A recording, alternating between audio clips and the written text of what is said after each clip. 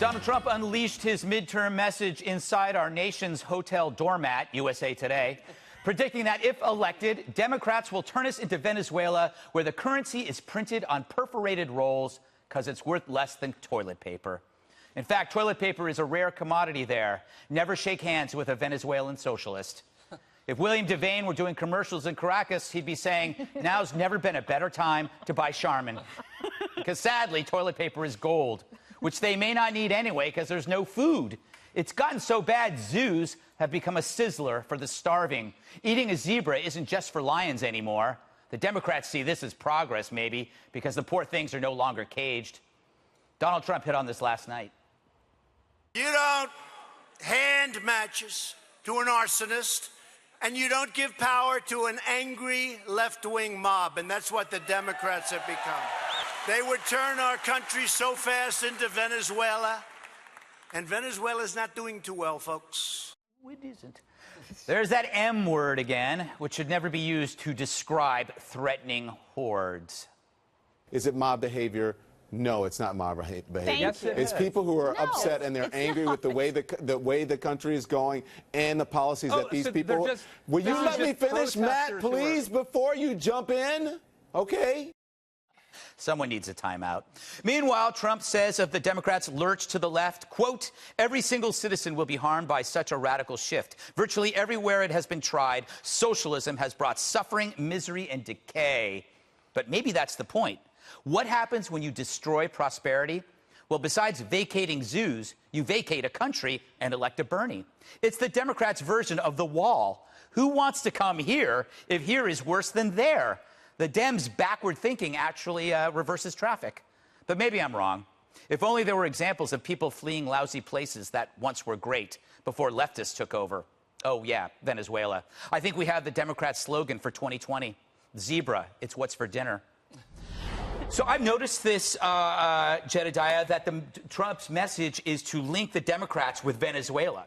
It's kind of like what he did with, Crooked Hillary and what's that guy? What's Slow-Eyed Nick or whatever? Slow-Eyed Nick. Sleepy-Eyed Chuck. Sleepy-Eyed Chuck. Yes. You were close, Greg. Slow-Eyed Nick. That sounds like a drink. Yeah, it does. Yes, but it's he's doing that thing. Yeah, well, it resonates. He has a way of saying things in a way that's very relatable to people and that really hits home. And one thing that always strikes me is that Democrats like to present themselves as pro-choice. On abortion, of course. They make the argument we're pro-choice. On everything else, they're anti-choice. And when I was looking at what he wrote, I was thinking, wow, the Democrats don't want to give people the opportunity to choose their doctors, to choose what kind of health care they want. They have some audacity calling themselves pro-choice. I know they limit it to abortion, but it's insane. I think the point needs to be driven home to people. Why do you trust, especially on health care, why do you trust bureaucrats to do a better job for yourself than you can do? Why? Because government is not God. And the left likes to treat government like it's a doer of good and it's a public servant. It's just a bunch of bureaucrats that sit in rooms and make regulations and make laws. When it comes to your health and your well-being, don't you want to be in charge? Not me. I want people to make decisions for me. One, I think the Democrats' only hope in the midterms is Donald Trump, because you've got about 20 some odd days for something to happen that will make us forget the Kavanaugh momentum. I think the big issue here, and it touches on the socialism monologue, is health care. Because I think that is, Jedediah, what people are upset about. I mean, the number one issue for so many people is high cost of prescription drugs, the viability of things like Medicare and Social Security.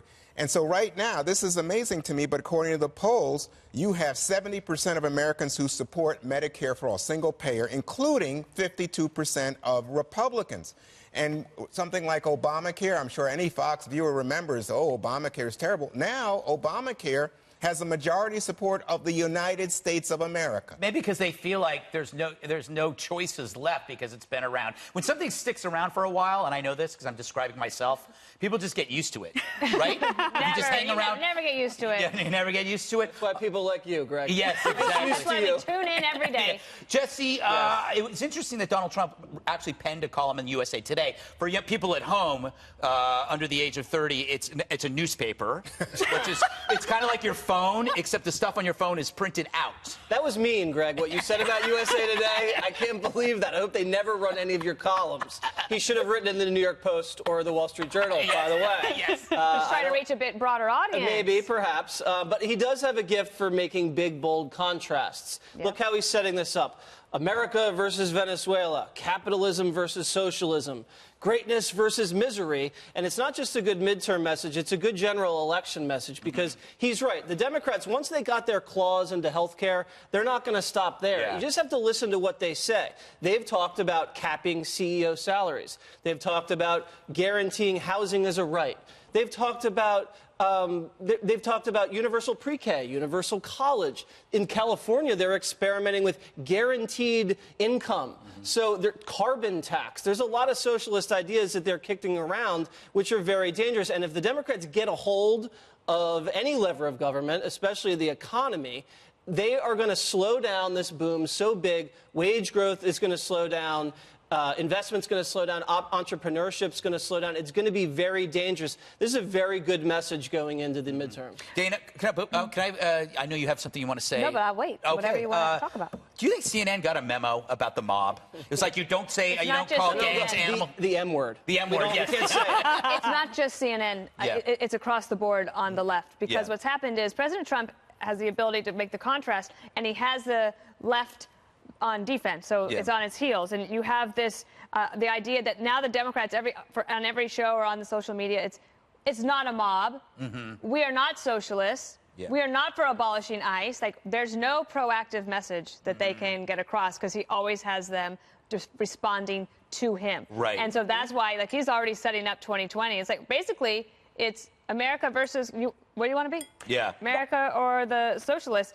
It's a great civics and economics lesson this past 3 years. It's incredible. It is. One thing we didn't get a chance to talk about this week because of all the news is that for the first time in history, over 50% of the world's population is middle class or higher. It's never happened before. It didn't happen without capitalism. Yeah.